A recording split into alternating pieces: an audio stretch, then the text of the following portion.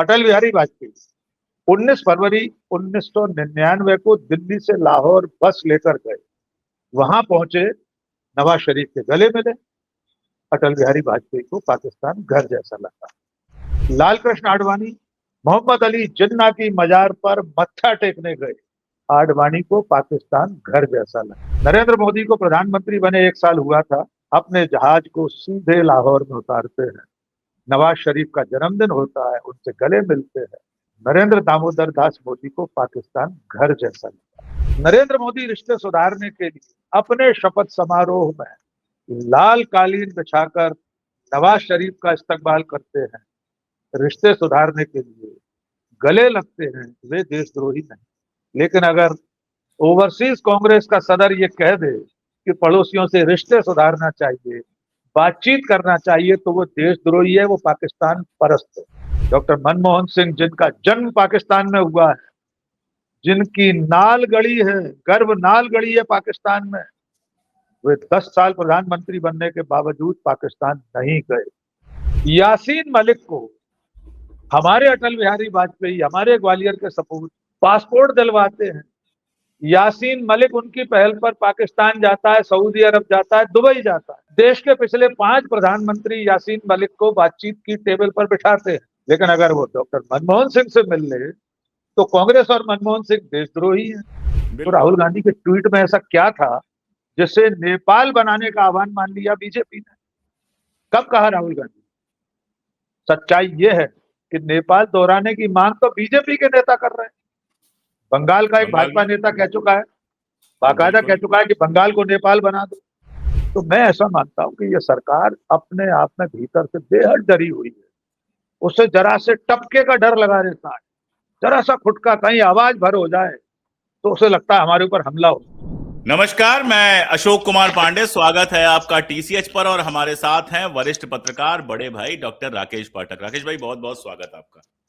आज हमारी और आपकी जैकेट्स बिल्कुल एक ही जैसी हैं। आपने जो हमें गिफ्ट की थी वही पहनी है हमने। अरे वाह, क्या बात है। क्या बात। तमाशे हमारे देश में राजनीति का जगह लगातार लेते जा रहे हैं राकेश भाई। कभी जेनजी की बात, कभी कोई बात, कभी कोई बात, और असल मुद्दे भटकाने के लिए क्या मजेदार तरीके ढूंढे जाते हैं। कभी माँ की गाली आ जाती है। और कांग्रेस में कुछ लोग हैं जिनका काम है कि वो मुद्दे लगातार देते रहते हैं, कैच कराते रहते हैं कि लो भाई मैंने मुद्दा दे दिया और आप खेलो। और उनमें अगर पहला नाम किसी का लेना हो तो सैम पित्रोदा साहब का लेना है। टेक्नोलॉजी में जो उनका योगदान है वो कौन भूल सकता है, लेकिन उसके बाद ट्रॉलिंग में जो उनका योगदान है उसको भी कोई नहीं भूल सकता है। तो उन्होंने कह दिया कि मैं पाकिस्तान गया था और मुझे घर जैसा लगा। अब देखिए, जहां तक मैं 1 मिनट बस समय लूंगा आपका, फिर तो आप ही का मंच है। मुझे लगता है कि मैं श्रीलंका गया था, वो भी मुझे घर जैसा लगा। अपने जैसे लोग दिख रहे थे, सांवले लोग, नॉर्मल कलर के लोग, गोरे गोरे दिख के, जिनको देख के यूरोप जाने पे थोड़ा सा कई बार अजीब सा होता है। उस तरह के घर नहीं, अपने जैसे घर, कई जगह अपने जैसा खाना, अपने जैसा कल्चर। पाकिस्तान में तो और ज्यादा होगा, आटे की रोटी मिलेगी, मटन मिलेगा, सब्जी मिलेगी, वैसे ही घर, वही भाषा भी, पंजाबी हिंदी जो बोलते हैं वो लगभग भाषा भी वैसी ही है। उससे ज्यादा भाषा का अंतर तो कई बार आप अपने देश में किसी इलाके में जाते हैं तो वहां भाषा का अंतर ज्यादा मिल सकता है।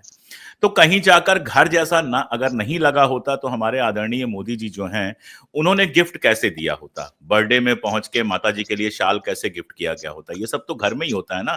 ट्रंप की माता जी से मिलने का तो उनको मौका भी नहीं मिलेगा। ट्रंप की पत्नी से आधिकारिक तौर पे मिल सकते हैं, पिछली बार उनकी बेटी आई थी तो बहुत स्वागत हुआ था, इससे ज्यादा मौका तो नहीं मिलेगा। तो ये लगातार इस तरह की बातें फैलाकर, कभी माँ की गाली, कभी ये करके, और इस बीच में होता ये है कि हमारे यहाँ टैरिफ बढ़ जाता है, हमारे यहाँ H-1B वीजा 6 लाख से बढ़ा के 86 लाख कर दिया जाता है, और क्या क्या हो रहा है जनता को बताने की जरूरत नहीं है, हमसे ज्यादा जनता झेलती है, हम तो अपने रिटायरमेंट मोड में हैं। क्या कहूं इस पे, सवाल क्यों पूछूं? छोड़ देता हूं आपके लिए मंच। सवाल तो अशोक भाई जनता से पूछना चाहिए कि जनता को अपने मुद्दे क्यों नहीं दिखाई दे रहे। उसे बेरोजगारी नहीं दिखाई दे रही, उसे महंगाई नहीं दिखाई दे रही, उसे नॉन इश्यू को इश्यू बनना पसंद आता। तो अब तो सवाल जनता से भी पूछने की जरूरत है। बिल्कुल, बहुत जरूरी बात आपने कही कि वोट चोरी इतना बड़ा मुद्दा है। बहुत से लोग कहते हैं कि जनता में वो मुद्दा नहीं बन पा रहा है। मैं सोशल मीडिया पर देखता हूँ, बड़े बड़े जानकार, पढ़े लिखे लोग कहते हैं कि राहुल गांधी एक चीज पर पीछे पड़ जाते हैं। भाई, अगर वोट चोरी मुद्दा नहीं है इस देश में तो और क्या मुद्दा हो सकता है? देश के आम लोग अपने मताधिकार को खो रहे हैं, उनका मताधिकार चोरी हो रहा है। अगर वो मुद्दा नहीं बन पाएगा तो इसमें राहुल गांधी की कोई गलती है। सैम पित्रोदा के आपने बयान का जिक्र किया। टाइमिंग हो सकता है कभी कभी गड़बड़ हो जाती है, कभी कभी ये भी हो सकता है कि उनकी बात को अधूरा फैलाकर इस तरह का माहौल बनाने की कोशिश होती है जैसे कल से चल रही नहीं, वो पूरी क्लिप भारतीय कट हुआ और जी 10-15 सेकंड में तो राहुल गांधी से कहला दिया गया कि आलू से सोना बनाने की, जबकि बयान जो था मोदी का था वो कोट कर रहे थे, ये हम सब लोग जानते हैं। बिल्कुल। अरे अभी तो इस ताजा मामले में तो जी बिल्कुल, परसों वाला जो वोट चोरी का प्रेस कॉन्फ्रेंस था, हाँ, हाँ, राहुल हाँ, गांधी ने पूरा वाक्य ये बोला था कि ये मेरा काम नहीं है, संवैधानिक संस्थाओं का काम। लेकिन क्लिप कटुआ ने फैला दिया कि राहुल गांधी कह रहे हैं लोकतंत्र बचाना मेरी जिम्मेदारी, जबकि वो बिल्कुल। साफ कह रहे थे कि जो संवैधानिक संस्थाएं हैं वे नहीं कर रही, इसलिए मुझे करना पड़ता। सैम पित्रोदा ने एक बार पहले भी बयान दिया था, आपको याद होगा, बजट से पहले, वो जो हुँ, अमीरों पर टैक्स लगाने वाला, वो बयान तो हेरिटेज हेरिटेज टैक्स जी, हेरिटेज टैक्स, वो बयान तो जयंत सिन्हा, मोदी सरकार के वित्त राज्य मंत्री, कई जगह हाँ, कह हाँ, चुके थे। लेकिन इनहेरिटेंस टैक्स वाली बात आप कर रहे हैं, वो बोल जी रहा जी, इनहेरिटेंस टैक्स, क्षमा कीजिए, मैं उत्तराधिकार टैक्स की, हाँ, हाँ, हाँ, जो हाँ, अमेरिका वगैरह में बहुत पहले से, यूरोप के कई देशों में, बिल्कुल। जो बात मोदी सरकार के मंत्री कह चुके थे वही सैम पित्रोदा ने कह दी, तो पूरा बीजेपी का आईटी सेल उनको ट्रोल करने लगा। भैंस अब छीन ले आते हैं जाएगी कल के सीधे। बयान पर जी, अब आते हैं कल के बयान पर। इसमें भी अशोक भाई पूरी बात उन्होंने, सैम पित्रोदा ने ये कही है कि मैं पाकिस्तान, नेपाल, बांग्लादेश कहीं भी जाता हूं तो मुझे घर जैसा लगता बिल्कुल। है। इसमें क्या गलत कहा? आपने बिल्कुल ठीक कहा, आप भी गए हैं, हम पाकिस्तान नहीं गए, श्रीलंका नहीं गए, लेकिन इतना तो जानते ही हैं कि सब हमारे अपने जैसे लोग, भाषा, खान पान, रहन सहन, बसाहट, जो नगरीकरण है, सब हमारे जैसा।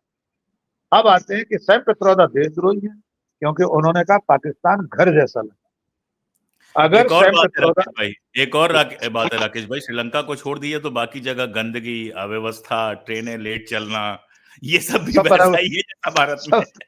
तो घर जैसा ही लगेगा।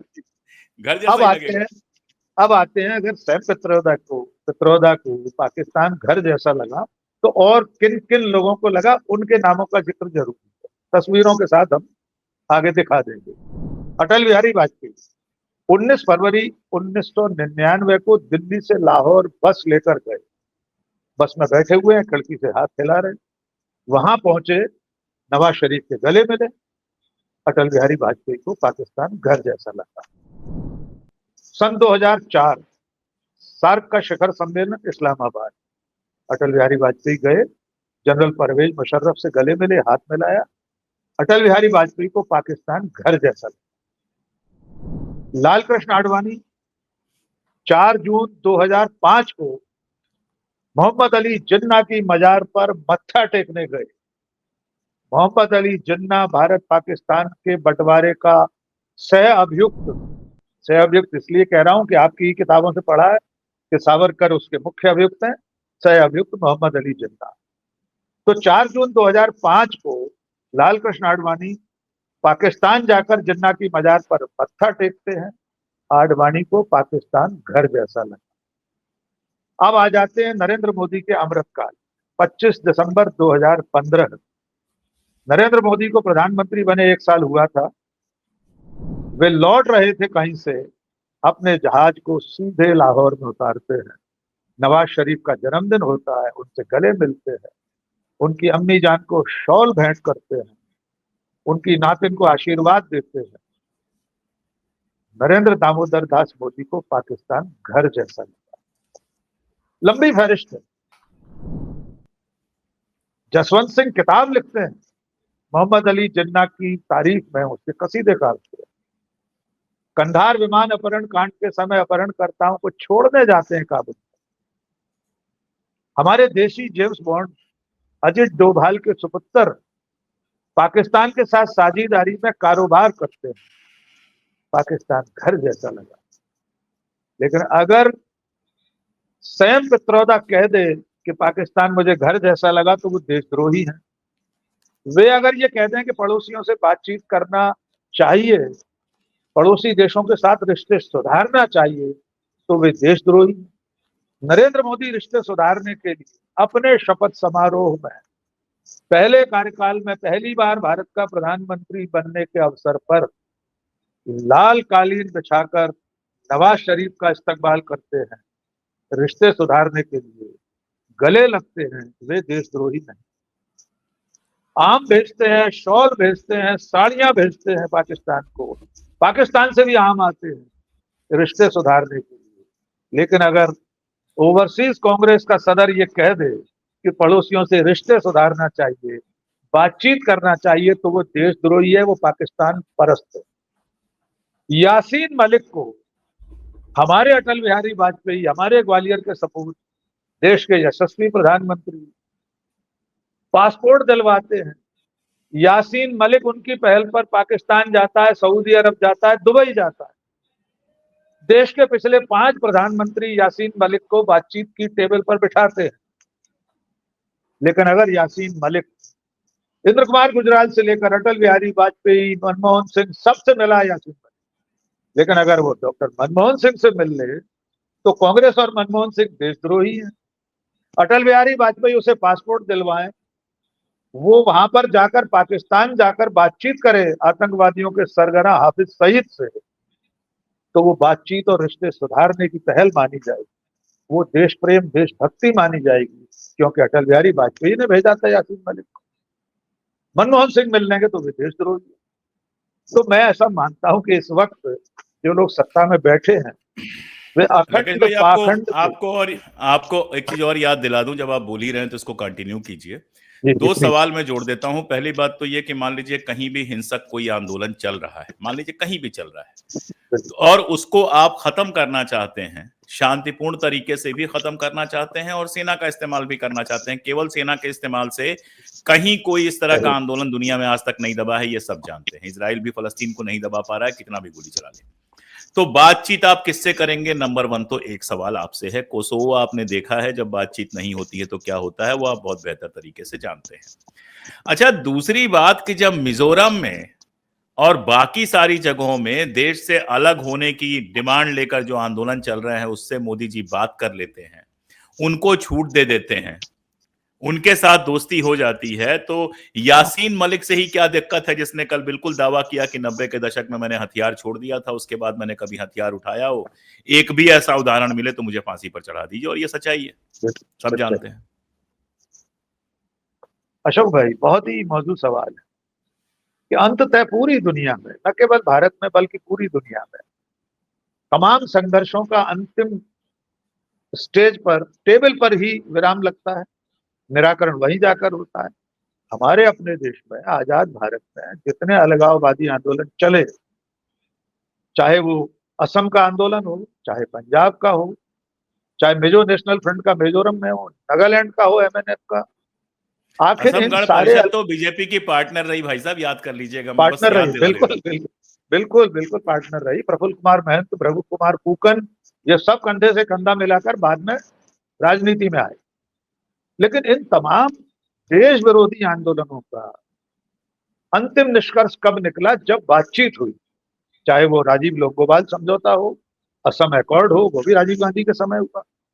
चलिए उसको भी भूल जाइए, मैं तो नरेंद्र मोदी के समय का याद दिला देता हूँ। बिल्कुल, वही 2014 में नरेंद्र मोदी की सरकार बनने के बाद मिजो नेशनल फ्रंट के साथ, उनके जो 2 ग्रुप हैं, उनके साथ नरेंद्र मोदी की सरकार की बैठक हुई, बाकायदा उसमें समझौता हुआ, और जो लोग 2 निशान 2 झंडे पर ऐतराज करते हैं, जम्मू कश्मीर के, करते रहे हैं, उन्हें ये याद दिला दीजिए कि किसी नरेंद्र मोदी की सरकार ने एमएनएफ के पृथक झंडे को मान्यता दी है। 2014-15 में बैठकें हुई हैं भारत सरकार की, केंद्रीय गृह मंत्रालय, खुद नरेंद्र मोदी की, मोदी जी के प्रधानमंत्री आवास में एमएनएफ के नेताओं की बैठकें हुई हैं, उनकी तस्वीरें भी मिल जाए। तो अगर आज की तारीख में पड़ोसी देशों अच्छा से इसमें बातचीत का, अच्छा इसमें बुराई भी कोई नहीं है। जो कल तक देश के विरोधी थे, वो अगर देश के साथ आ गए बातचीत से, तो इसमें क्या बुराई? तो अच्छी बात है। बिल्कुल शांति कायम हुई ना। पंजाब और असम तो हमारे बिल्कुल, सामने उदाहरण है। आप बिल्कुल, कब तक बंदूक बिल्कुल। की नोक पर उन्हें दबाए रखते? कब तक सशस्त्र संघर्ष का मुकाबला किया जाता? अंततः नक्सलवादियों से भी तो आप बात करने वाले हैं। नक्सलवादियों ने युद्ध विराम अभी घोषित किया है, अपनी तरफ से लड़ाई रोकी है, तो क्या कल भारत सरकार उनसे बात नहीं करेगी? क्या पाकिस्तान से पिछले युद्धों के बाद संबंध नहीं बने हैं? अटल बिहारी वाजपेयी जब दिल्ली से लाहौर बस लेकर गए थे, उसके बाद तो करगिल हो गया था। तो क्या करगिल के बाद हमारे संबंध नहीं रहे? उसके बाद तो नवाज शरीफ भारत आए मोदी जी के शपथ समारोह में। कितने वैश्विक मंचों पर हमारे प्रधानमंत्री मिलते रहे, चाहे मनमोहन सिंह हो या या नरेंद्र मोदी हो। लेकिन एक महत्वपूर्ण बात हमारे दर्शक जान लें, डॉक्टर मनमोहन सिंह, जिनका जन्म पाकिस्तान में हुआ है, जिनकी नाल गड़ी है, गर्भ नाल गड़ी है पाकिस्तान में, वे 10 साल प्रधानमंत्री बनने के बावजूद पाकिस्तान नहीं गए। कई बार उनकी सरकार में उनके अधिकारियों ने, मंत्रालयों ने प्रस्ताव दिया पाकिस्तान जाने का। डॉक्टर मनमोहन सिंह ने कहा, जब तक सीमा पर आतंकवाद खत्म नहीं होगा, जब तक पाकिस्तान उनकी सरपरस्ती, दहशतगर्दों की सरपरस्ती बंद नहीं करेगा, तब तक मैं पाकिस्तान नहीं जाऊंगा। जबकि और वे अपना नहीं, पैतृक गांव देखने का किसका मन नहीं होता है? किसका मन नहीं। मैं गोरमी में पैदा हुआ हूँ, भिंड में, पीहड़ जंगल। मैं गया अभी कई सालों बाद देखने, कुछ सालों पहले। मेरा वहां कोई नहीं, लेकिन गया कि मेरा जन्म स्थान। बिल्कुल। डॉक्टर मनमोहन सिंह प्रधानमंत्री बनने के बाद अपने पैतृक जन्म स्थान पर जाते, अपने आप में एक अंतर्राष्ट्रीय स्तर की खबर बनती।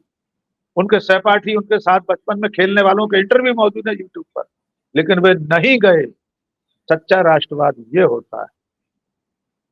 जी अशोक भाई, जैन जी पर भी बात करना बहुत जरूरी है। आज आपने बहुत अच्छा लिखा है सोशल मीडिया पर। जी, आप मिजो नेशनल फ्रंट वाली बात आए, इसीलिए मैंने आपको छेड़ा था ये बीच में सवाल, वरना तो आप लगातार बोल ही रहे थे। जंजी वाले जी, पे जो मैंने लिखा है, मैं लगातार दोनों तरफ के बयान पढ़ने के बाद लिख रहा हूँ। नेपाल में जो हुआ वो शुभ है या अशुभ, अभी तक मैं तय नहीं कर पाया हूँ। वो 6 महीने बाद कैसे चलती है ये सरकार, उसके बाद इलेक्शन कैसे होते हैं, कहीं ऐसा ना हो कि इलेक्शन हो और वही लोग वापस आ जाए। कौन सी बड़ी बात है, पार्टियां तो वही है, नई पार्टी तो कोई बनी नहीं है। लेकिन भारत में जिस तरह से लोग पगलाए हुए हैं राकेश भाई, जेनजी कर रहे हैं, क्या जेनजी एक ही है? आप देखिए ना अपने बगल, जेनजी एक वो है जो सुबह सुबह आपके यहाँ आके झाड़ू लगाता है बाहर बेचारा, दिन भर वो इलेक्ट्रिक एक बाइक उसको मिल गई है, उसको लेकर जेप्टो और ब्लिंकिट का सामान पहुंचाता है, अमेजन का और किसका किसका आपके पास सामान पहुंचाता है। दिन भर में किसी तरह से 500-700 रुपए कमाता है, जिससे अपना काम चला रहा है। एक दूसरा जेनजी है जो एप्पल के लिए रात भर बंबई से, मतलब दिल्ली से मुंबई फ्लाइट से जाता है, तो 15,000 रुपए तो यही जुड़ गए आने जाने के। अच्छे होटल में रुका होगा, लेकिन होटल छोड़ के रात भर स्टोर पे खड़ा रहता है। और उसकी जिंदगी की सबसे बड़ी उपलब्धि यह है कि वो पहला एप्पल मोबाइल जो नया आया है वो हासिल कर लेता है। कि ये भी जेनजी है। एक जेनजी नशे में डूबा हुआ है, एक जेनजी जो है वो किसी तरह से अपना करियर बनाने पे लगा हुआ है। एक जेनजी के फ्यूचर का सत्यानाश अमेरिका ने कर दिया जब H1B वीजा जो है उसकी फीस बढ़ाकर 86 लाख रुपए कर दी। और जाने कितने जेनजी हैं जिनके भविष्य का नाश आईटी सेल कर रहा है, जो दिन रात हमको आपको गालियां देते हैं। और घर वाले सोचते होंगे कि क्या पैदा हो गया है, क्या करेगा जिंदगी में। जाति का बंटवारा अलग है, धर्म का बंटवारा अलग है, इलाके का बंटवारा अलग है।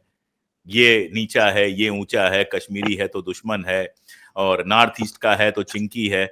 इस तरह के देश में जिस तरह से जेनजी की बात की जा रही है, आपको क्या लगता है? मुझे तो बहुत साफ लगता है कि ये मुद्दों को भटकाने का मामला है। ये दरअसल एक जबरदस्ती का डर पैदा करने वाला मामला है। और पूरी जिम्मेदारी के साथ अपने चैनल पर, सिर्फ अपनी जिम्मेदारी से मैं ये बात कह रहा हूं कि नेपाल की तरह खूनी तमाशा करने की ताकत यहां किसी के पास है तो सिर्फ आरएसएस और बीजेपी के पास है, और किसी के पास ये ताकत नहीं है कि देश के अंदर इस तरह का खूनी आंदोलन करे। ये बात बिल्कुल मैं अपनी जिम्मेदारी पे कह रहा हूं। मैं आपकी इस जिम्मेदारी में अपने आप को शामिल करता हूं। श्रीमती इंदिरा गांधी की हत्या के बाद देश भर में बहुत बड़े स्तर पर दंगे हुए। पुलिस के दस्तावेज इस बात को प्रमाणित करते हैं कि उसमें भी इसी विचारधारा, इसी संगठन के लोगों का बराबर का, मैंने एक लंबा वीडियो अपने यहाँ बनाया है, बिल्कुल उसका लिंक मैं दे दूंगा नीचे। जी, बनाया, बराबर का नहीं, उससे ज्यादा योगदान था। इसलिए राहुल गांधी के सिर्फ एक ट्वीट मात्र में, एक लाइन मात्र से सत्ता का इस तरह बिलबिलाना ये बताता है कि वो डरी हुई है। यहाँ याद दिला दूं कि आप तो छात्र राजनीति से गहरे जुड़े हुए हैं, थोड़ी बहुत मैंने भी की है। और जिस ओर जवानी चलती है उस ओर जमाना चलता है। किस यूनिवर्सिटी में नारा नहीं लगता था, ये बताइए मुझे। बिल्कुल लगता रहा। और खुद भारतीय जनता पार्टी और उसका पितृ संगठन आरएसएस आजाद भारत के तमाम आंदोलनों में इसी तरह के नारे लगाते रहे। भाई, ये जेपी के आंदोलन में क्या था? सिंहासन खाली करो करो कि जनता आती है। क्यों याद कर रहे थे दिनकर को आप? रामलीला मैदान में 25 जून 1975 का वो भाषण जयप्रकाश नारायण का, सशस्त्र सेनाओं, सशस्त्र बावर्दी बलों को, यूनिफॉर्म फोर्सेस को ये कहना कि आप सरकार के असंवैधानिक आदेशों का पालन न करें, असंवैधानिक क्या होता है? आज राहुल गांधी ये बयान दे रहे हैं कि देश की सेनाएं और अर्धसैनिक बल और पुलिस बल मोदी सरकार के असंवैधानिक आदेशों का पालन न करें। इतने मात्र पर राहुल गांधी आजीवन जेल में रहे। तो राहुल गांधी के ट्वीट में ऐसा क्या था जिससे नेपाल बनाने का आह्वान मान लिया बीजेपी ने? कब कहा राहुल गांधी? सच्चाई यह है कि नेपाल दोहराने की मांग तो बीजेपी के नेता कर रहे हैं। बंगाल का एक भाजपा नेता कह चुका है, बाकायदा कह चुका है कि बंगाल को नेपाल बना दो। हमारे ग्वालियर गुना के पन्नालाल शाक्य भारतीय जनता पार्टी के विधायक साफ कह रहे थे कि भारत में भी नेपाल जैसे हालात बनने वाले। कांग्रेस के एक भी नेता ने ऐसा कहा हो, और कहा हो तब उसकी आलोचना करते हैं। हमें नहीं चाहिए नेपाल जैसी खूनी क्रांति। क्रांति भी क्या कैसे कहलाएगी? हमें बिल्कुल नहीं चाहिए। हम और आप तो गांधी मार्ग के पथिक हैं। हम तो चाहेंगे जो भी बदलाव होना हो, जनता चाहे तो करे। अगर उसे लगता है 100 साल नरेंद्र मोदी मैंने तो उस दिन भी लिखा 3045 था तक और चाहिए, लगातार लिखता रहा उस बात को कि इस देश में कभी इस तरह की चीजें ना हुई है ना होंगी, न होगी, न होना चाहिए। हम भी नहीं चाहते कि ना हमारी होना संसद चाहिए। जलाई जाए, बिल्कुल, 4 पूर्व बिल्कुल। प्रधानमंत्रियों पर हमले हो, सवाल ही नहीं कोई नहीं उठता है। चाहता। पर बिल्कुल। राहुल गांधी भी नहीं चाहते, ना राहुल गांधी आह्वान कर रहे हैं। लेकिन पाखंड देखिए, उसी जैन जी से नरेंद्र मोदी बात करें, अपनी विक्ट्री स्पीच में कहें कि जैन जी ने हमें जिताया है और उसको ही देश को समझना है, वही भारतीय जनता पार्टी के ब्लूप्रिंट को समझ सकती है, तो वो पॉजिटिव बात है। राहुल गांधी कहें जैन जी समझ सकती है, तो वो क्रांति का आह्वान है, तख्ता पलट की तैयारी है। ये कौन सा शास्त्र है भाई? कौन सा राजनीति शास्त्र है? कौन सा भाषा विज्ञान है? कहां लिखा है राहुल गांधी ने कि सड़कों पर उतर कर संसद जला दो?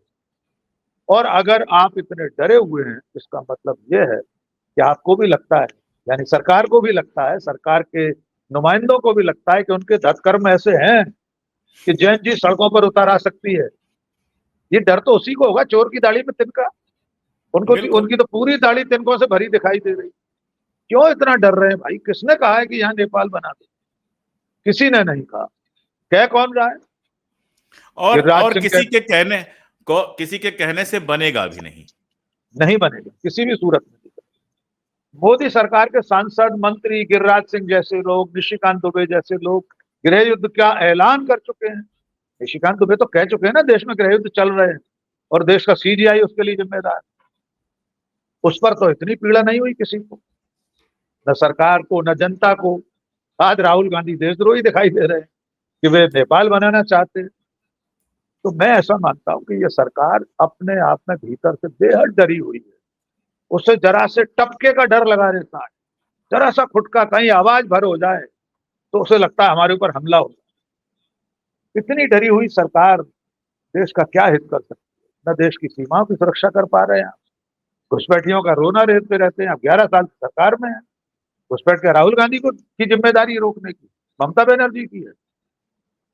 सिद्धारमैया किसकी जिम्मेदारी है? सरकार तो आपकी है ना, सीमा सुरक्षा बल आपके पास।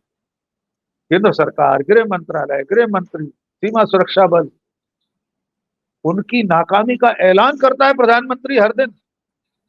प्रधानमंत्री उनकी ही नहीं, अपनी और अपने गृह मंत्री की विफलताओं की स्वीकारोक्ति हर मंच से करते। उस पर मैंने एक सवाल पूछा था कल राकेश भाई कि भाई आप राहुल गांधी से कह रहे हैं कोर्ट क्यों नहीं जाते, तो आप क्यों नहीं कोर्ट जाते? अगर आपके पास सबूत है कि राहुल गांधी, तेजस्वी, हेमंत सोरेन ये सारे लोग घुसपैठियों की मदद कर रहे हैं, तो आप क्यों नहीं कोर्ट चले जाते? आप तो होम मिनिस्टर हैं, आपके पास तो सारे तो सबूत होंगे। और जेल में डाल दीजिए राहुल गांधी। जो लोग भी घुसपैठियों की मदद कर रहे हो, अवैध तरीके से इस तरह घुसपैठ करा रहे हो, उन्हें जेल में डाल दीजिए। और मजेदार बात यह है अशोक भाई कि राहुल गांधी कोर्ट में क्यों नहीं जा रहे? ये सवाल पूछने वाले साधारण सी जानकारी नहीं रखते। मैंने परसों डीवी लाइव पर डिबेट में बोला था, काफी वायरल हुआ। आप भी जानते हैं, आप भी बता चुके हैं, हमारे दर्शकों की याद ताजा हो जाए इसलिए बता दें कि 2023 में 141 सांसद जब निलंबित थे, तब मोदी सरकार ने मुख्य चुनाव आयुक्त एवं अन्य आयुक्त विधेयक 2023 पारित करा लिया है। उसमें स्पष्ट लिखा है कि सीईसी और चुनाव आयुक्तों के खिलाफ कोई सिविल और आपराधिक मुकदमा अदालतें संज्ञान में नहीं ले सकती। संविधान के अनुच्छेद 324(5) में ये प्रावधान है कि सीईसी के खिलाफ एफआईआर नहीं हो सकती। और ये जो अभी जो 2023 का संशोधन, वो तो आजीवन के लिए है।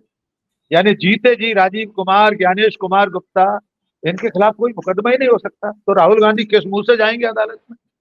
और अदालत कर सबसे क्या मजेदार, लेगी?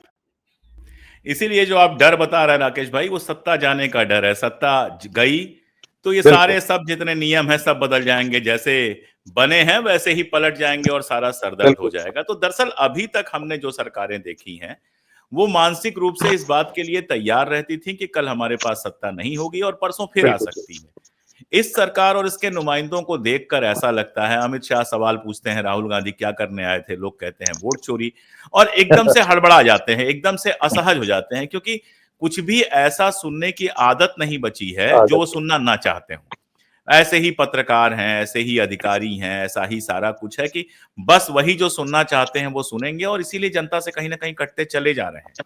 बहुत सारी चीजें समझ में नहीं आ रही जो हर हर इस तरह के सत्ता के साथ होता है। ये नहीं आती। सरकार इस बात के लिए तैयार ही नहीं है कि कभी सरकार जा सकती है, और जिस चीज से जरा सा भी इसको लगता है कि सरकार जा सकती है, पगला जाते हैं। राहुल गांधी के बाद आता है कि संविधान पे सवाल उठा रहे हैं, मतलब वोट चोरी पे सवाल उठाने का मतलब संविधान पे सवाल उठाना लग रहा है।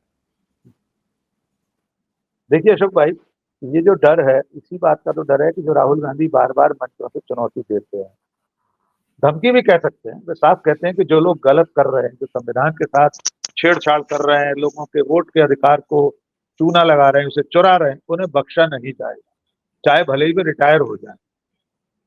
ये संदेश सिर्फ नौकरशाही के लिए थोड़ा ही है, ये सत्ता में बैठे राजनीतिक प्रतिनिधियों के लिए भी है। जाहिर तौर पे। और दुनिया के तमाम देशों में इस वक्त ऐसा हो रहा है। ब्राजील में राष्ट्रपति जेल जा रहा है, पता नहीं थाईलैंड में अभी सत्ता परिवर्तन हुआ, जेल जाना पड़ा, कितने इस्तीफे हो रहे हैं दुनिया भर। असंभव कुछ नहीं है। लोकतांत्रिक तरीके से, संवैधानिक तरीके से अगर सत्ता परिवर्तन कभी हुआ, तो निश्चित तौर पर पिछले 10 सालों में या उससे पहले जिन भी लोगों ने कोई गलत काम किया होगा, अगर आपने संविधान विरुद्ध कोई काम किया है, कोई उस तरह का अपराध किया है, बहुत तरह की चीजें हैं, जासूसी कराना है, हत्याएं कराना है, बहुत सारे, पता नहीं किसने किए हैं, किसी ने भी किए हो। हम और आपने भी अगर ऐसा कोई अपराध किया है तो किसी दिन कानून अपना काम करेगा ही। तो कानून के सामने न आना पड़े, यही डर है। इसीलिए अमित शाह जैसे लोग ये दावा करते हैं कि हम 50 साल सत्ता से बाहर नहीं जाए। नरेंद्र मोदी के पास 1000 साल का प्लान है, 3047 का। उनकी प्रशंसा में राष्ट्र सेठ हैप्पी बर्थडे के दिन कहता है कि जब देश का स्वतंत्रता का 100वां साल चल रहा हो, तब भी वे देश की सेवा करते रहे मोदी। ये सब कैसे होगा? ये तभी होगा ना कि आप ये इनके इन प्रकार चुनाव जीतते रहें, किसी भी तरह से सत्ता परिवर्तन कभी न हो। सत्ता परिवर्तन न हो तो आप कानून के शिकंजे से बचे रहें, आपको तिहाड़ न जाना पड़े, कानून का सामना न करना पड़े, और वो सब न करना पड़े, इसके लिए चुनाव जीतना जरूरी है। चुनाव जीतना जरूरी है, इसके लिए ये सारी गड़बड़ियां करना जरूरी है। ये अन्योन्याश्रित संबंध है सभी चीजों का। तो हम समझ रहे हैं, देश की जनता समझ रही है अब धीरे धीरे कि असल मुद्दा क्या है। सत्ता परिवर्तन लोकतांत्रिक व्यवस्थाओं में स्वाभाविक बात है, वरना इंदिरा गांधी चाहती तो चुनाव नहीं कराती। आपातकाल के बाद उन्होंने चुनाव कराया। कहीं ना कहीं तो कोई लोकतंत्र में आस्था होगी। आपातकाल क्यों लगाता उन परिस्थितियों पर हम बहुत बार बात कर चुके हैं, फिर कर लेंगे कभी। लेकिन चुनाव करवाया, हारी, सत्ता से बाहर होकर विपक्ष में बैठी, फिर गई ना बेलची हाथी पर बैठकर, फिर गई ना तिहाड़ में 3 दिन रही, एक बार 24 घंटे रही, फिर रही। जनता ने दोबारा चुना, उन्हें सजा माफ कर दिया। नरेंद्र मोदी भी क्यों डरते हैं, अमित शाह क्यों डरते हैं? एक बार सत्ता से बाहर हो जाएंगे, दोबारा आ जाइए, फिर होगा ना 5 साल बाद चुनाव। और नहीं तो जनता आपको चुन ही रही है, 50 साल बनाए रखे, हमें कोई दिक्कत नहीं, बशर्ते आप संविधान के साथ, लोकतंत्र के साथ खिलवाड़ न करें, चुनाव प्रक्रिया को पारदर्शी, जवाबदेह बने रहने दें, उसके जरिए जीत कर आ जाए। आप 5 बजे के बाद 67 लाख वोट मत बढ़ाइए ना। आप डिलीशन एडिशन इस तरह से मत करिए ना कि 36 सेकंड में XYZ, नागनाथ क्या नाम है उनका, जो भी नाम, 36 सेकंड में उन्होंने डिलीशन का एप्लीकेशन डाला ऑनलाइन और सो गए। दो दो दो इस हाँ, 36 सेकंड में एप्लीकेशन 36 सेकंड। दो एप्लीकेशन उन्होंने फाइल की ऑनलाइन, सोने चलेगा जो राहुल गांधी कह रहे हैं। तो जनता को भी जागना है। वो सो गए थे नागनाथ या जो भी उनका नाम, मैं नाम भूल रहा हूँ उस पर। बाकियों को तो जागने की जरूरत है, और यही काम नेता प्रतिपक्ष कर रहे हैं। कोई भी होता नेता प्रतिपक्ष, उसको ये करना चाहिए। अब जनता की बारी। नाव कागज की छोड़ दी मैंने, अब समंदर की जिम्मेदारी अपने ग्वालियर के अख्तर नजीर साहब का शुरू। मुझे लगता है कि इसके आगे कुछ कहने की जरूरत नहीं है। नेता देख रहे हैं कि उनका भला किसमें है। जनता भी अपना भला देखे तो ही भला है, वरना फिर जिसमें सबका भला उसमें राकेश भाई का भी भला और हमारा भी भला। आज के लिए इतना ही, बहुत शुक्रिया।